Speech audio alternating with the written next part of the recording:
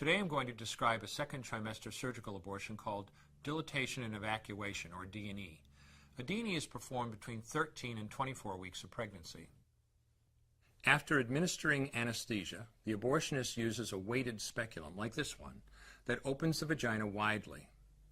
Because second trimester babies are so large, this greater access facilitates a late-term abortion. Late-term abortion requires that the cervix be prepared 24 to 48 hours in advance with laminaria. Laminaria is a type of sterilized seaweed that absorbs water over 8 to 12 hours and swells to several times its original diameter.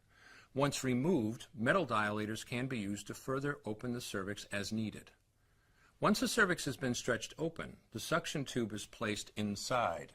A baby at 20 weeks gestation is as big as the length of my hand, from head to rump, not counting the legs.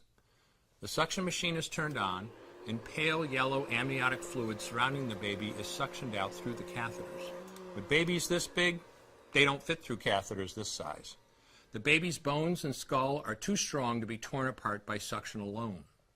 This is a Sofer clamp. A Sofer clamp is made of stainless steel. It's about 13 inches long.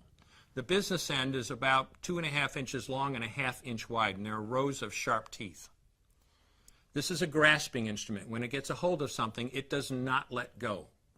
The abortionist uses this clamp to grasp an arm or leg. Once he has a firm grip, the abortionist pulls hard in order to tear the limb from the baby's body.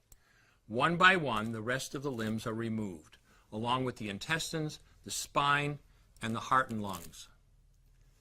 Usually the most difficult part of the procedure is extracting the baby's head, which is about the size of a large plum at 20 weeks. The head is grasped and crushed. The abortionist knows he has crushed the skull when a white substance comes out of the cervix. This was the baby's brains. The abortionist then removes skull pieces.